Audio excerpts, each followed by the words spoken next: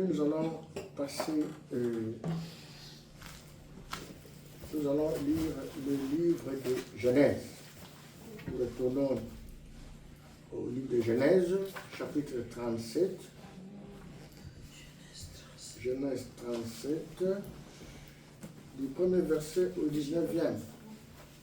Mais nous allons aller petit à petit parce que c'est un grand thème que nous allons commencer aujourd'hui, que nous allons développer petit à petit, et selon que Dieu va nous permettre d'évoluer avec ce thème-là.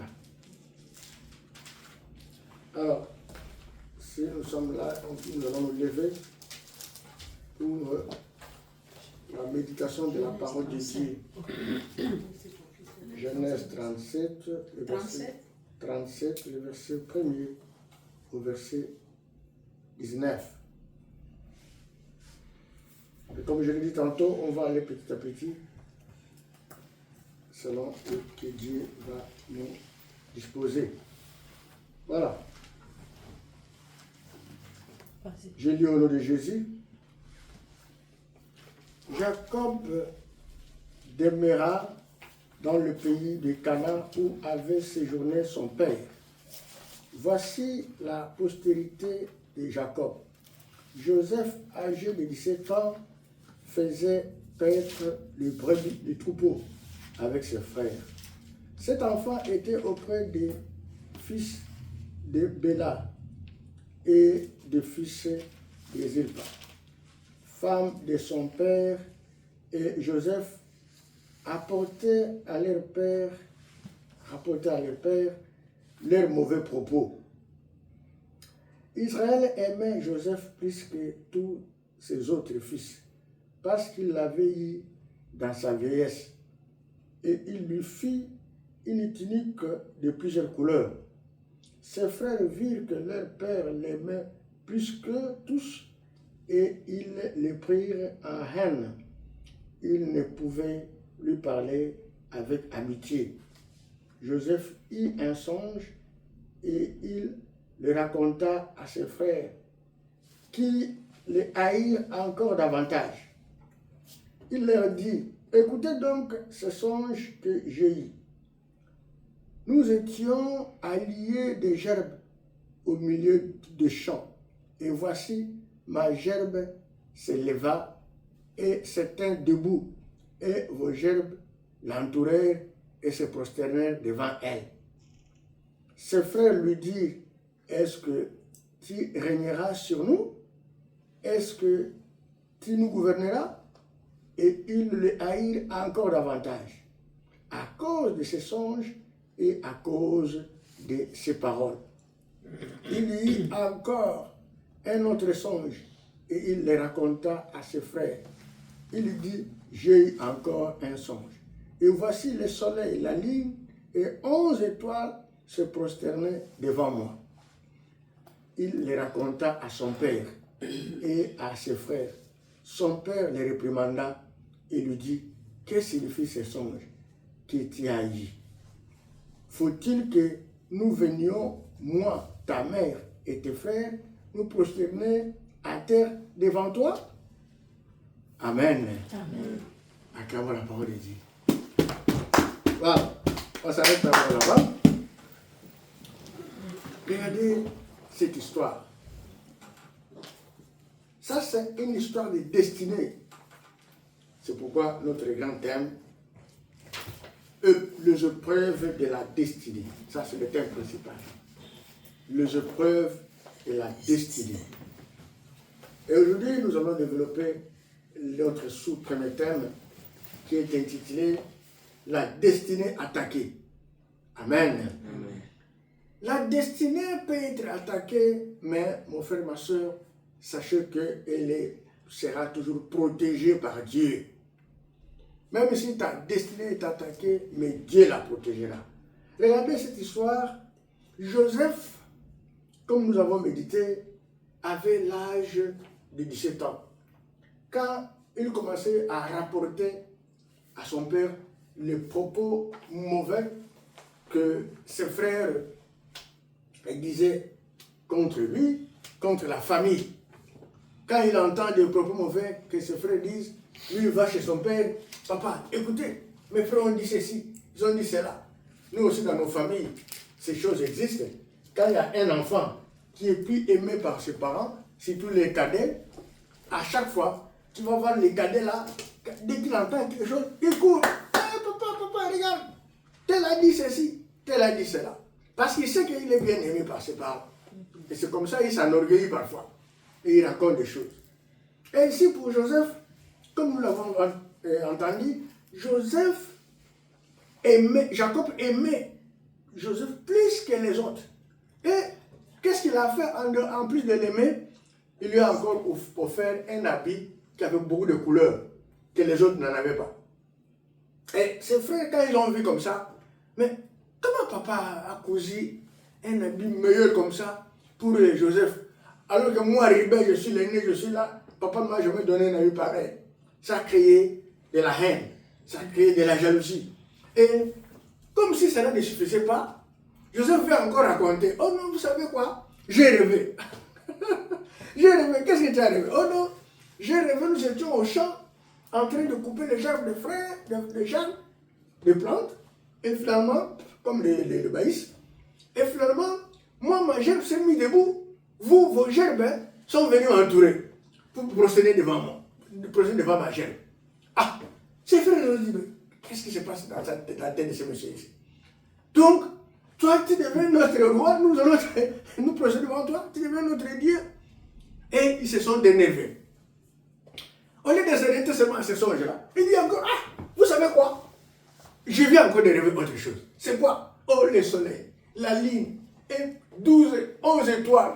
Les 11 étoiles, c'était le nombre de ses frères. Les 11 étoiles, tous se procèdent devant moi. Oh, c'est comme tu dirais, le soleil c'était son père, l'étoile c'était la maman, et puis la lune c'était maman, et puis les 11 étoiles c'était ses frères. Et tous se procédaient devant lui. Ah, quand il a raconté ça, c'était encore une colère extraordinaire. Donc ses frères sont devenus furieux. Même son père, comme nous avons médité, son père même l'a réprimandé. Son père même a dit, ah, toi aussi mon fils, tu exagères. Hein? Parce que je t'aime beaucoup, c'est pourquoi tu commences à raconter des choses comme ça. Donc tu veux dire que moi là, et ma femme là, ta mère, et tous tes frères là, donc nous allons commencer à nous procéder devant toi. Amen. Amen. Donc son père aussi était, il ne veut pas comprendre. Alors regardez tout ça. Donc ça veut dire que, et quand tout s'est passé comme ça, ses frères se sont dit non, non, non, ce gars-là, nous allons le tuer. Amen. Amen. Ils ont décidé, non, on va le tuer. Alors, ils l'ont qualifié d'un faiseur de songes. Quand ils lui ont dit, voilà, celui-là, c'est un faiseur de songes. Celui-là, nous, on va le tuer. Si vous regardez l'histoire, comme je viens de dire, hein, l'histoire d'abord de Jacob, Jacob, c'est celui qui a eu le nom d'Israël, après avoir hérité avec l'ange. Il vivait en Canaan. Canaan, c'était la terre promise, où son oncle, son grand-père habitait, son papa, son grand-père Abraham, habitait à Canaan. C'est là où aussi Jacob habitait. Et Joseph n'était pas le nœud de la famille. Mais Joseph était le premier fils de Rachel, qui était l'épouse préférée de qui? De Jacob. Vous voyez? L'histoire de préféré, vous voyez ce que ça mène comme confusion dans nos maisons, dans nos sociétés, dans nos familles. Et la tunique là, l'habit que Jacob avait conçu pour son fils Joseph, cet habit là symbolisait la distinction. Ça symbolisait la faveur. Ça symbolisait l'autorité future. Amen. Vous voyez, un habit qui symbolise la faveur, l'autorité, la distinction, au lieu que ça soit remise à l'aîné, comme toujours, mais Jacob a donné ça au petit. Alors, tout ça, ça donnait de la haine. Pourquoi? Parce que le principe de la culture patriarcale va valoriser d'abord le nœud de la famille. On ne valorisait pas les autres. D'abord, c'est le nœud de la famille qu'on valorisait. Même le rêve, dans l'Antiquité, à l'époque, là, était considéré comme des canaux où Dieu donnait ses révélations. Et Dieu devait donner ses révélations à qui? À l'aîné de la famille. Amen. C'était ça le principe. Mais l'aîné de la famille, c'était qui? C'était Ruben. Ruben qui était le fils aîné, qui devrait normalement avoir l'autorité de recevoir les révélations de Dieu. Mais malheureusement, dans le contexte que nous avons médité ici présent, mais ce sont les rêves de Joseph qui étaient venus bouleverser la nature, l'ordre naturel de la famille. Au lieu que ce soit Ruben, mais c'est Joseph, ses rêves qui sont venus bouleverser l'ordre naturel de la famille. Qu'est-ce que nous allons remarquer dans l'histoire, ce que nous venons de vivre? Vous allez constater, quand nous allons plus loin dans la Bible, nous reculons encore, vous voyez que ces conflits familiaux étaient récurrents dans la lignée d'Abraham. Parce qu'il n'avait pas commencé seulement à Joseph. Bien avant, il y avait un conflit qui avait commencé à cause de l'héritage entre Isaac et Ismaël. Amen. Isaac qui était l'enfant de la promesse et Ismaël qui n'était pas l'enfant de la promesse. Il y avait un conflit. Parce que, Sarah a dit à Abraham de chasser la femme-là et Ismaël parce que l'héritier était qui? Était Isaac. C'était déjà un conflit. Et quand vous descendez tout dans la lignée, dans cette famille d'Abraham, il y avait encore un autre conflit entre Jacob le père et Ésaü, le père de Joseph, et Ésaü son frère, à cause de la bénédiction, où Jacob a volé les droits d'aînesse de qui? D'Ésaü. C'est la même chose. Ici encore on voit Joseph avec ses rêves, ses visions qui confisquent encore l'autorité qui revenait, les visions, les révélations que l'aîné devrait prendre pour la famille, qu'il devrait recevoir de la part de Dieu pour la famille. Maintenant c'est Joseph qui recevait.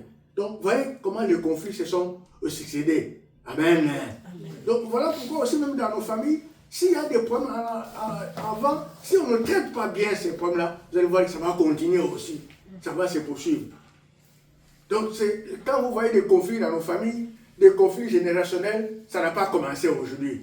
Ça a commencé dans l'histoire de la Bible, dans cette famille d'Abraham. Amen. Amen.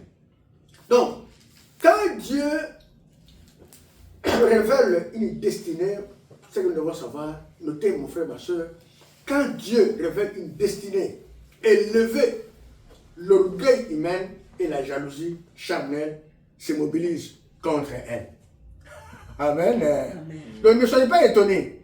Quand Dieu t'élève, quand Dieu te révèle de grandes bénédictions, une élévation, et que tu vois autour de toi, la haine commence dans la famille, dans le quartier, dans le lieu de travail, la jalousie, ne sois pas étonné. Ça n'a pas commencé aujourd'hui. Amen. Amen. Parce que le rêve de Joseph ne venait pas de Joseph. Ça venait de qui? De Dieu. C'était le rêve de sa destinée. Mais regarde comment ses propres frères se sont mobilisés contre lui. Ce passage a introduit l'un des grands récits de la rédemption de l'Ancien Testament. C'est le début même d'un long processus qui a conduit Joseph du puits de la fosse au palais royal en Égypte. Amen. Amen. Donc, vous devez savoir, vous et moi, que la faveur de Dieu provoque toujours l'opposition. Provoque toujours l'opposition. Quand Dieu te favorise, il y aura toujours des gens qui vont te haïr. Il y aura toujours des gens qui vont te menacer. Il y aura des gens toujours qui vont te persécuter. Il y aura toujours des gens qui vont parler mal de toi à tout bord. À cause de la faveur de Dieu. Mais malheureusement pour eux, le rêve de Dieu, quand ça vient à toi, quand Dieu te révèle quelque chose, une faveur, elle s'accomplira toujours, quelles que soient les persécutions. Amen. Amen. Voilà. C'est pourquoi aujourd'hui, comme nous venons de synthétiser cette partie-là, c'est que nous devons retenir aujourd'hui que, première chose, c'est ça seulement que nous allons traiter aujourd'hui, que nous allons retenir comme leçon, la faveur divine provoque la jalousie. Amen. Amen. Sachez que la faveur divine, la faveur de Dieu, provoque toujours la jalousie. Regardez comme nous venons de méditer, Joseph, qu'est-ce qu'il avait fait? Est-ce que Joseph avait volé quelque chose de quelqu'un? Non. Joseph n'avait rien fait. Il n'avait même pas volé quelque chose. Il était simplement favorisé par son père et par Dieu. Celui qui l'avait favorisé, c'est qui? C'est son père. Est-ce que Joseph avait demandé d'être favorisé? Non. Qui avait donné des révélations? C'est Dieu. Est-ce que Joseph est allé négocier avec Dieu? Non. Ne donne pas de révélations à Rebecca, donne à moi. Non. Il n'avait rien fait. Mais regarde comment la haine est montée pour le détruire, pour le tuer même. Donc, la bénédiction visible, quand tu es béni visiblement comme ça, mon frère, ma soeur, ça va attirer de l'opposition, ça va déclencher des attaques invisibles que tu ne peux pas comprendre. Amen. Quand tu vois des attaques invisibles, c'est pourquoi quand Dieu te bénit, quand Dieu te fait grâce, tu obtiens une bénédiction même matérielle, même une bénédiction financière, même une bénédiction de tout genre. Même si tu accouches un bébé en famille, à la maison, ne crois pas que tout le monde sera content de toi. Amen. Même si tu achètes une maison, même si tu achètes un véhicule, même si tu as mené des immeubles, Dieu te bénit matériellement, spirituellement, détrompe-toi. Il y aura toujours l'opposition. Il y aura toujours ça. Ça va déclencher toujours des attaques visibles ou invisibles. Il y en aura toujours. Qu'est-ce que le proverbe dit? Quand vous voyez dans le proverbe, le verset, chapitre 27, le verset 4, qu'est-ce que la parole de Dieu dit? Dit que la jalousie est plus cruelle que la fureur. La jalousie, elle est plus cruelle que la fureur. Et nous allons lire ça. La fureur est cruelle et la colère impétueuse. Mais qui résistera devant la jalousie?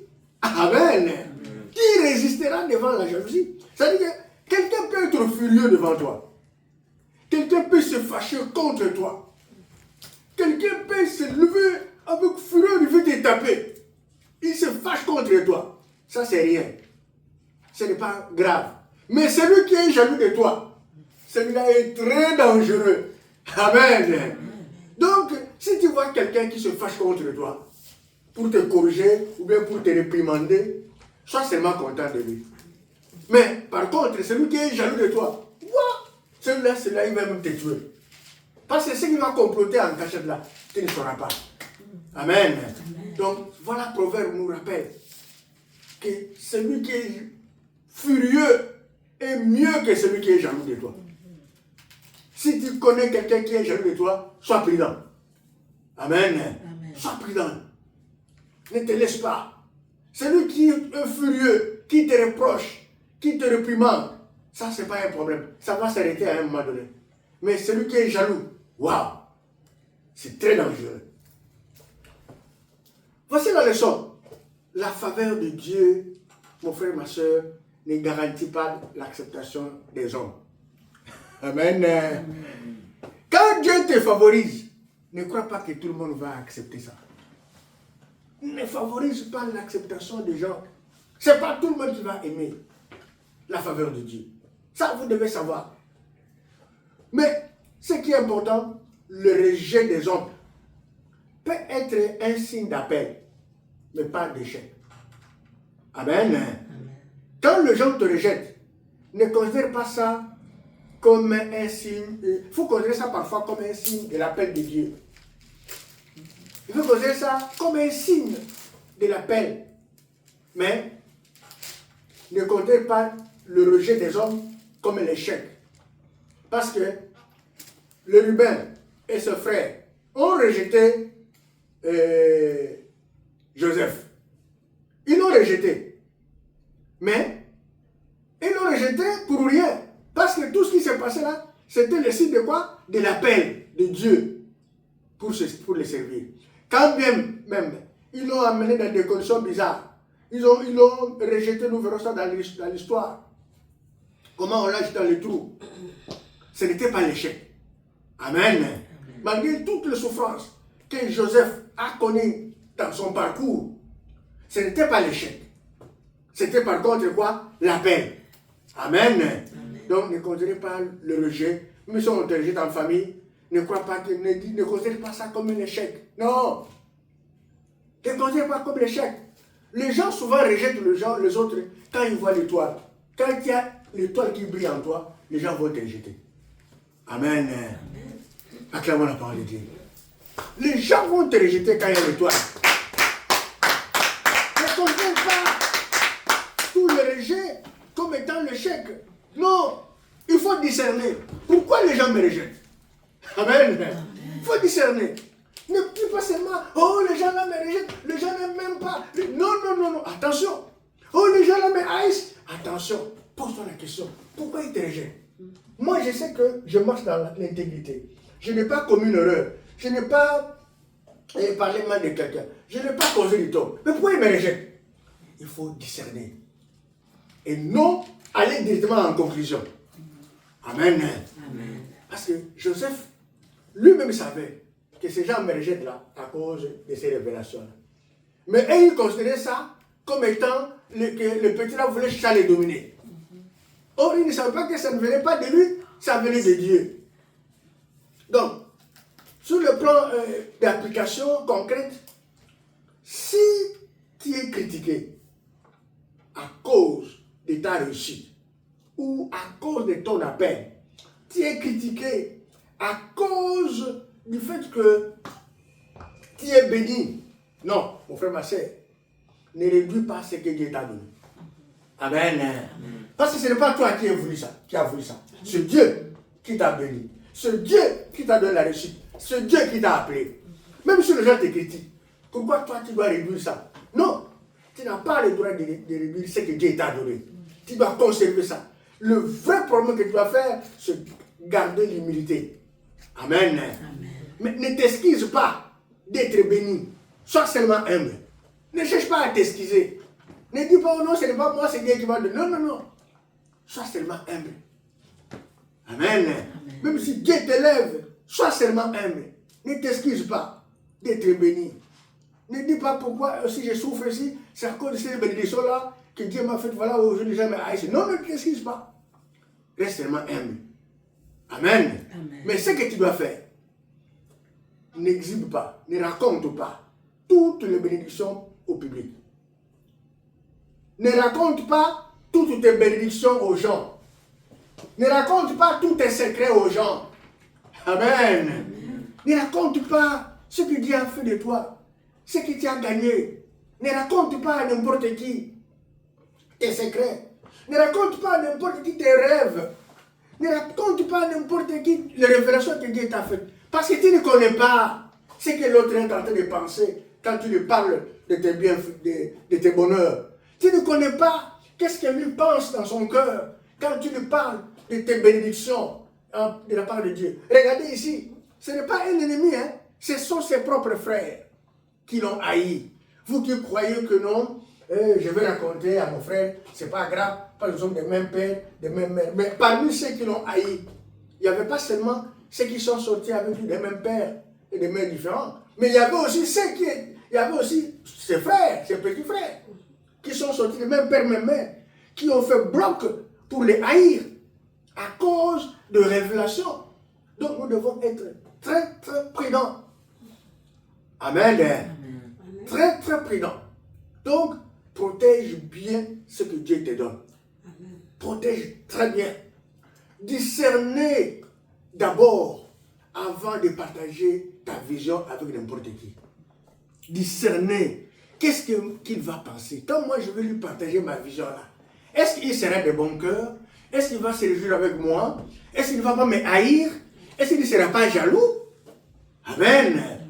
Donc bien discerner avant de partager tes secrets avec tes amis.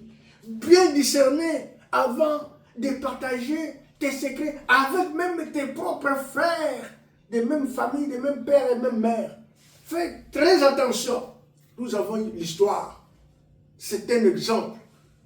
Ne croyez pas que quand nous sommes dans la famille, même père, même mère, que tout le monde est content de ce que toi tu évolues là. Vous faites très attention. Amen. Amen. Nous avons les exemples. Ça n'a pas commencé chez nous. Ça a commencé avec ceux-là que Dieu parlait avec eux comme ça. Voilà ce qui s'est passé. C'est pourquoi, mon frère, ma soeur, je vous dis aujourd'hui que la jalousie, non traitée, devient une haine structurée. Amen. Amen. Quand dans la famille, il y a des gens qui sont jaloux, nous devons tout faire pour arrêter ça. Si les gens sont jaloux, si tu es jaloux des autres, arrête. Traite ça. Enlève ça dans ton cœur. Parce que si tu ne traites pas ta jalousie, ça va devenir une haine bien structurée. C'est-à-dire une haine qui ne va pas s'arrêter. Une haine de tout le temps. Et vous allez voir que dans la famille, vous faites semblant d'être en paix. Vous faites semblant de dire c'est ma soeur, mon frère. Mais dans le cœur, vous cultivez la haine. La haine est déjà installée, bien structurée. Donc, attention. Si quelqu'un dans la famille, vous reconnaissez un membre de la famille qui est toujours jaloux, non, priez pour lui.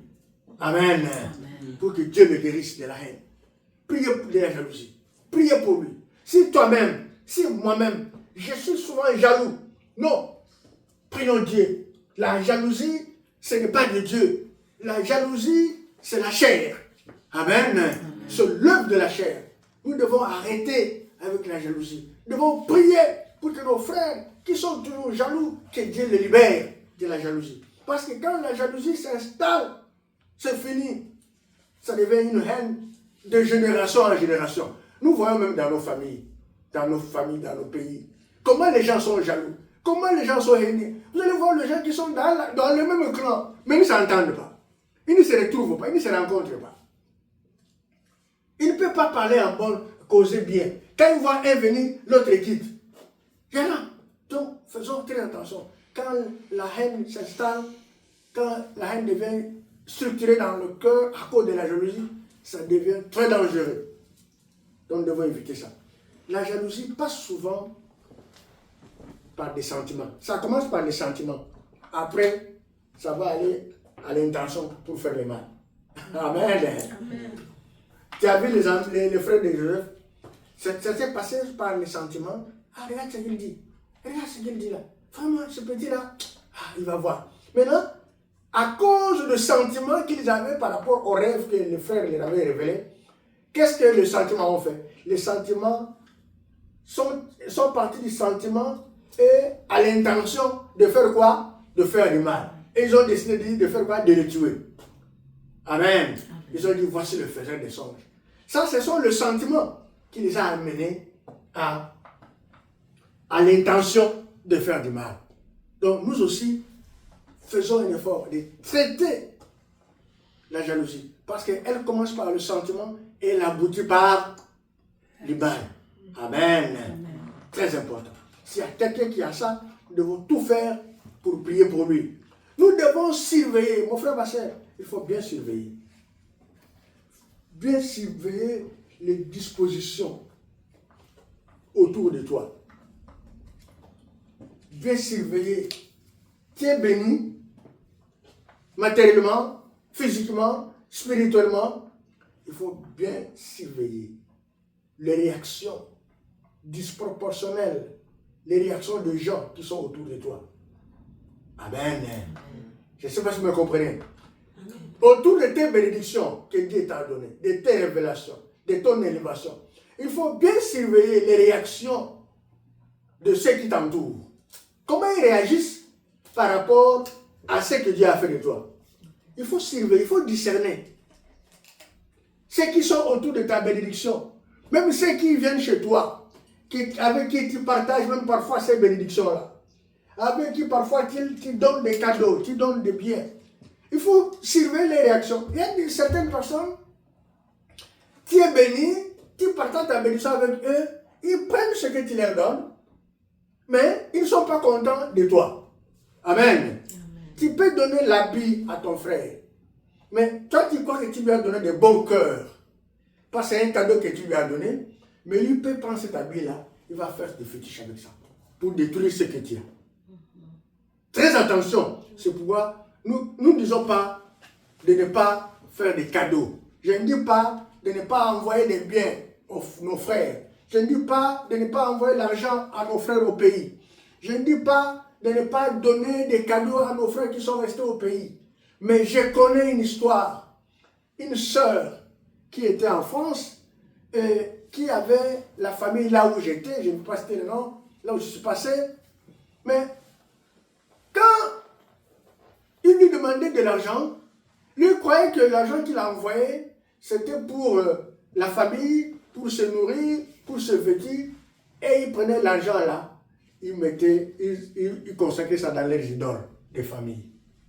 Parce que dans leur culture, chaque mois ou chaque année, on faisait des sacrifices aux idoles de la famille. Parce qu'ils adoraient les idoles. Maintenant, il envoyait tout le temps, on faisait des idoles. Mais une fois, il n'avait plus de moyens, il n'a pas envoyé. Mais qu'est-ce qui s'est passé? Ils se sont énervés contre lui. Comment tu n'as pas envoyé? À la fin de compte, toutes ses affaires s'étaient écroulées, là où il était à Paris. Même le travail, il a perdu le travail. Du fait qu'il n'a pas envoyé l'argent dans son pays. Pourquoi il n'a pas envoyé? Ce n'est pas seulement parce qu'il avait manqué, mais parce qu'il s'était rendu compte qu'il devrait donner sa vie à Jésus. Mais en donnant sa vie à Jésus, il n'était pas encore spirituellement mûr. Il était encore bébé spirituel. Ne sachant pas que lorsque tu romps avec le monde des ténèbres, tu dois être toujours debout dans la prière. Mais lui a rompu avec le monde des ténèbres, mais il était encore dans le plaisir de la France, de Paris. Et voilà, ces gens-là ont détruit ses affaires parce qu'ils ne les envoyaient plus l'argent pour faire des sacrifices des idoles. Amen. Amen. Donc voilà des histoires comme ça. Nous aussi, je ne vous dis pas de ne pas envoyer les choses. Envoyez. Mais vous devez savoir que l'habit là, ça te représente. Amen. L'habit, c'est le monde spirituel, représente la personne qui la porte. Maintenant, si tu veux envoyer même l'habit au pays, tu dois discerner à qui tu donnes. Amen. Amen. Et comme nous sommes tous, l'apôtre dit, tout est sanctifié par la parole, il faut prier avant de faire ces cadeaux-là. Amen. Il faut prier, il faut détruire tout le plan du malin avant d'envoyer. Et moi, je vous conseillerais que les habits, ne distribuez pas à n'importe qui. Je vous conseillerais de ne pas distribuer à n'importe qui. Même s'il faut prier, même s'il faut sanctifier ça, mais vous avez suivi avec nous ici que l'habit que Joseph portait, c'était l'habit de distinction. Ce n'était pas donné à n'importe qui. Amen. C'était un habit qui représentait l'autorité. Nous devons être souples, parce que nous ne savons pas avec qui. On ne sait plus aujourd'hui à qui faire confiance. Amen. Amen. Voilà. Donc, certaines personnes ne supportent pas le succès des autres. Certaines personnes ne supportent pas la croissance des autres. Certaines personnes ne supportent pas les bénédictions des autres. Que vous soyez frères et sœurs, que vous soyez amis, certaines personnes ne supportent pas les bénédictions des autres. Je vous avais raconté une fois ici que lorsque je me retrouvais dans la bourse, j'avais des gens qui m'appelaient régulièrement parce que je me trouvais dans la souffrance. Ils m'appelaient tout le temps. Oh, vraiment, ils compatissaient vraiment avec ma souffrance. Ils compatissaient sérieusement. Et moi-même, vraiment, c'était une consolation. Quand ils m'appelaient, j'étais consolé dans ma misère, dans mon désert de ces places. Mais dès lors que Dieu m'a fait grâce, j'ai eu la chance d'atterrir dans ce pays où nous sommes. Certains ont arrêté, mais ne m'appellent plus. Amen. Certains ont arrêté, ne m'appellent plus. Parfois, c'est moi qui le force de m'appeler. Mais ils ne m'appellent pas du tout. Donc, il faut le discernement. Amen. Il faut le discernement. Certaines personnes, ils veulent que quand toi tu souffres et qu'ils souffrent, que vous souffriez ensemble. Mais lorsque toi, Dieu te lève, mon frère, ma soeur, que vous vouliez ou pas, il y a toujours un esprit de haine qui entre dans le cœur des gens, même involontairement. Amen. Même involontairement. Regarde, même quand on était étudiant, tu es là étudiant avec une collègue fille, tu t'es pris avec lui, tu n'as rien, aucun problème, aucune relation. Mais vous allez vous remarquer que le professeur qui vous voit tout le temps à côté de la fille, il commence à devenir contre toi. Alors qu'il n'y a rien. C'est comme ça que le diable agit dans le cœur des gens. Donc, même en famille, ne laissez pas le favoritisme créer la division entre les enfants. Amen. Amen. Très important. Vous avez vu Jacob, il a favorisé l'enfant avec des habits, des tuniques, des multiples couleurs. Voilà, ça a entraîné la jalousie des autres. Donc, traitons les enfants au même niveau. C'est très important. Favoriser les uns les autres parce qu'ils sont des cadets, parce qu'ils sont des aînés, parce qu'ils sont des ceci, ça crée trop de jalousie dans la famille, qui n'est pas bon. Nous devons faire très très attention. Évitons de dire ça c'est mon enfant chéri. Ce n'est pas bon.